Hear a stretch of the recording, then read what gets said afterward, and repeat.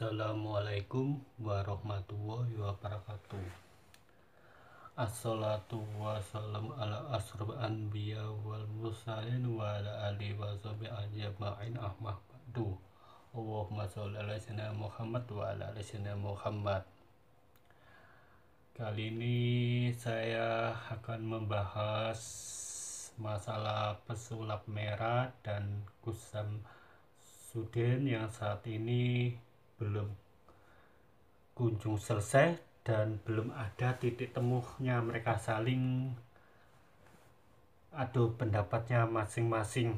Ya, nanti kita kembalikan kepada Allah Subhanahu wa agar mereka ditemukan titik terangnya dan tidak terjadi perdebatan sana sini menjatuhkan satu sama lainnya, karena kita sebagai umat sesama muslim bersaudara. Yang satunya mendebat bahwa santet ada mauna, maka bisa keluar paku-paku, dan satunya santet itu nggak ada efek apa-apa. Ya, saya menanggapi kalau dunia santet itu dulu sejak lama, sejak zaman Rasulullah SAW.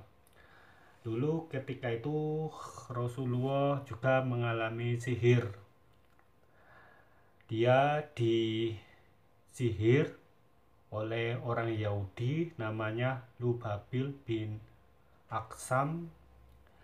Dia mengambil rambut dan sisir Rasulullah, kemudian disebar di mantra. Akhirnya Rasulullah mengalami badan yang sakit luar biasa. Kemudian beliau malaikat Jibril menurunkan 3 surat untuk dibacakan baginda Rasulullah, ditiupkan tangan, dibaca 3 kali, ditiupkan seluruh tubuh. Bacaan surat itu tiada lain Al-Ikhlas, Al-Falaq, An-Nas. Yang satu sama lainnya surat ini berkaitan, makanya sering dibaca. Satu sama lainnya surat ini berkaitan, makanya sering dibaca bersama-sama. Artinya Al-Fatihah dulu, Al-Ikhlas, Al-Falaq, An-Nas, dan surat lainnya. Arti dari surat Al-Ikhlas,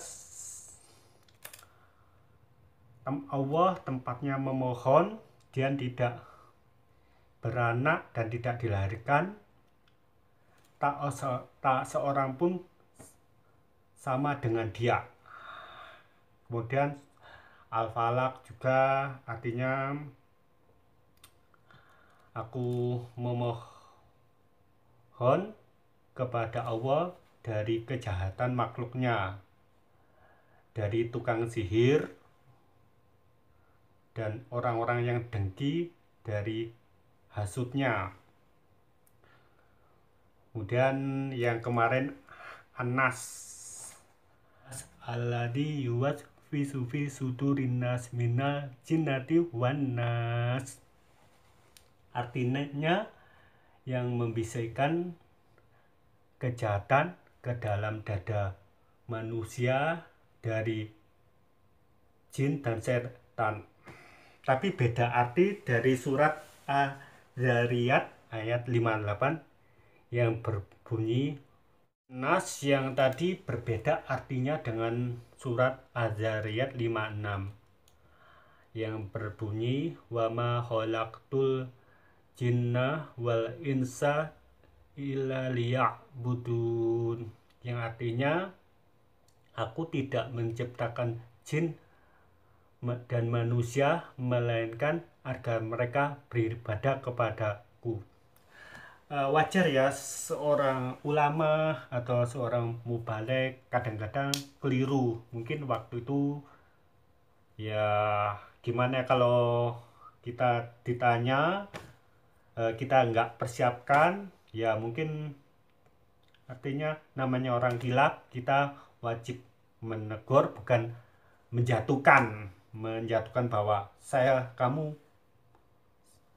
punya karoma laduni, tapi ternyata nggak sama, nggak bisa apa-apa. Kita namanya manusia, namanya kilap, mesti ada. Wong imam masjid aja kadang terdiam, lupa bacaannya. Apalagi di pesantren itu yang dihafalkan banyak. Sunawu Sorof, Fatul Qorib, Fatul Mu'in, dan sebagainya. Apalagi wajib Al-Quran itu surat pendek, Yasin, dan lain-lain harus dihafal. Bagi mereka yang masih muda-muda kecil masih menghafal, alhamdulillah dulu saya mondoknya juga telat ya, tapi saya masih ada, Allah memberikan saya ingat apa ya, mudah mengingat.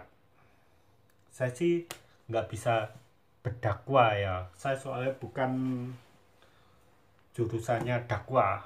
Yang penting saya mengerti tentang ilmu agama dan fikih, dan menjalankan ibadah, dan apalagi diberi istiqomah untuk sholat malam. Itu hal yang luar biasa, karena sholat malam dan subuh itu waktu yang orang yang sering tidur, mimpi yang indah-indah. Allah memberikan mauna saya gitu, istiqomah wal karomah. Istiqomah adalah suatu karomah. Nah, di pondok saya itu nggak ada belajar ilmu hikmah, nggak ada. Cuma kiai itu memberi amalan ke ya Hafid, ya Nasir, ya Wakil, ya Allah. Terus la ilaha illallah malikul haqqum mubin, la ilaha illallah malikul haqqum mubin. Ternyata saya belajar dari ilmu hikmah dari pondok lain, itu saya kaget. Ternyata amalan yang diberikan pondok saya itu ternyata ada unsur ilmu hikmah, tapi yai tidak memberikan itu ilmu hikmah, penting diamalkan istiqomah. Ini pernah kejadian ya teman saya ya, waktu datang subuh pulang ke rumahnya, izin pamit ke yai. Tak taunya di jalan dia dibegal, dia dibacok, bajunya robek tapi kulitnya enggak tersentuh sama sekali. Itulah, coba kalau yai dulu bilang itu ilmu Nabi Khidir untuk kekebalan, untuk menundukkan jin, pasti para santri buat kesombongan ini lah. Kalau nggak diberikan wis, ya itu, kalau nggak diberikan, nggak kasih tahu ya, nanti maunya akan datang sendiri, entah itu kebal bacokan atau rezekinya mengalir banyak. Pas aku dulu ujianku cuma pas jualan dagang ya, itu mesti lari saya, soalnya aku tiap subuh aku baca itu yang diberi amalan, la ilaha illallah malikul haqqum mubin. Untuk itu boleh kalian amalkan. Itu fungsinya ya Anda rasakan sendiri, tiap orang beda-beda. Ada yang dapat mauna kekebalan, rezeki mengalir, menundukkan jin, dan lain-lain. Jadi tiap mauna itu kejadian yang tidak berulang kali, dan tiap orang berbeda-beda. Jangan itu, ya saya tekankan ya, santet itu memang luar biasa. Soalnya yaitu ada pengasuh pondok pesantren kayak siapa itu kena. Pokoknya ya intinya jangan rambut atau sesuatu dari barang kita jangan sampai orang yang dendam kita tahu. Kayak pesulap merah, wah aku kebal santet, mungkin dukun santetnya menyatet lewat foto ini, tapi jangan di share ya, pasti nanti diincar orang. Kalau dari itu rambut, Rasulullah juga ya kena santet karena rambutnya, rambut dan sisir. Jangan mencepelkan santet ya, santet itu sakit luar biasa. Dan kita tetap istiqomah meminta wajib pertolongan tetap. Tapi yaitu mulai zaman dulu yang kasus Rame Banyuwangi, orang nenek-nenek dulu ya cerita, pokoknya rambutmu jangan sampai dibuang kemana. Kalau dipotong tukang rambut ya wajar ya, habis kan campur dengan orang banyak dibuang. Tapi kalau orang yang dendam kamu tahu rambutmu dibuang di situ, dia ambil, mungkin dibuat santet sama, luar biasa itu kan sakit. Orang yang punya amalan aja masih tembus kena kok, karena level santet itu beda-beda. Ya memang kalau dikeluarkan apa ya, goib ya Pak, seperti paku, kadang kalau Allah berkehendak ya bisa keluar langsung. Tapi mungkin orang yang seperti itu mungkin gak dibuat konten, mungkin ya dibuat privasi ya untuk pasiennya. Kalau kan zaman sekarang kan konten YouTube banyak ya, ya semua ada yang pakai trik, ada yang ngasih walam ya, saya nggak tahu dan tidak mau menuduh ya, karena intinya kita sesama muslim bersaudara, tidak saling menjatuhkan. Bagi yang sok pasti menjatuhkan, isi siapa itu punya karoma tapi gak lulus pondok, tapi nggak bisa baca Quran dan artinya. Oh, namanya orang kilap itu semuanya bisa kok. Pokoknya jangan menjelekkan orang lain, nanti akan jatuh ke diri kita sendiri. Misalnya orang itu kamu sumpah kamu gila, entah itu kapan, suatu saat ya yang menyupai jadi gila betulan. Makanya jangan diumbar-umbar.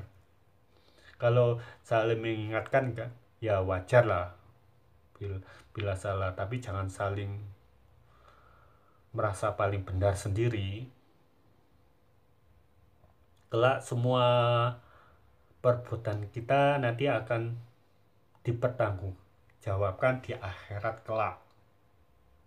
Ilmumu tadi buat apa? Di ilmu hikmat ya, buat menolong orang banyak.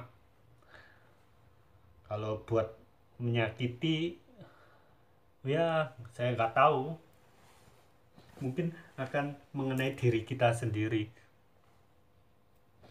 Selama ilmu itu semuanya baik, asalkan digunakan jalan kebaikan, mendekatkan diri kepada Allah Subhanahu wa Ta'ala. Semoga permasalahan dari Gus Samsudin dan pesulap merah cepat selesai dan ada titik temunya. Paling tidak saling memaafkan satu sama lain, dan yang lain-lain jangan menjatuhkan. Untuk ya kalau di sini mencari subscribe banyak, kalau channel saya cuma channel receh, 1000 aja nggak ada. Ya kalau saya memang saya jalani YouTube untuk sekedar edukasi, Kalau saya konten misteri ya hiburan horor. Saya dengan tingkah kekocakan dan lain-lain. Saya memang jarang dalam konten explore membaca suatu ayat, mungkin dalam hati, mungkin lisan itu ya nggak tiap hari ya. Itu mungkin saya pingin supaya ada interaksi dari bahasa jin. Semoga bagi yang sakit, semoga diberikan kesembuhan oleh Allah Subhanahu wa taala. Semoga pencerahan saya bermanfaat bagi yang lainnya. Untuk titik poinnya itu sebelum tidur baca surat Al-Ikhlas, An-Falaq, An-Nas 3 kali ditiupkan ke seluruh tubuh, ditambah ayat kursi 3 kali juga lebih bagus, atau sebanyak-banyaknya itu untuk tolak santet, sihir, dan kejahatan baik manusia maupun bangsa jin. Waktu kita ke tempat angker mungkin kita gak pamitan atau izin, jin tuh nempel ngikuti kita pulang. Ya saya cuma kasih saran ya, ke tempat-tempat angker itu ambil air wudhu, setelah pulang sebelum masuk juga ambil wudhu supaya mereka nggak ganggu kita. Selesai pulang udah tidur, nggak sampai terbawa dalam alam mimpi. Begitu wudhu, baca ayat kursi sebelum masuk ke rumah, wis hilang, wis anggap lewat, angin lewat. Masalah untuk itu cukup sekian ya. Wassalamualaikum warahmatullahi wabarakatuh.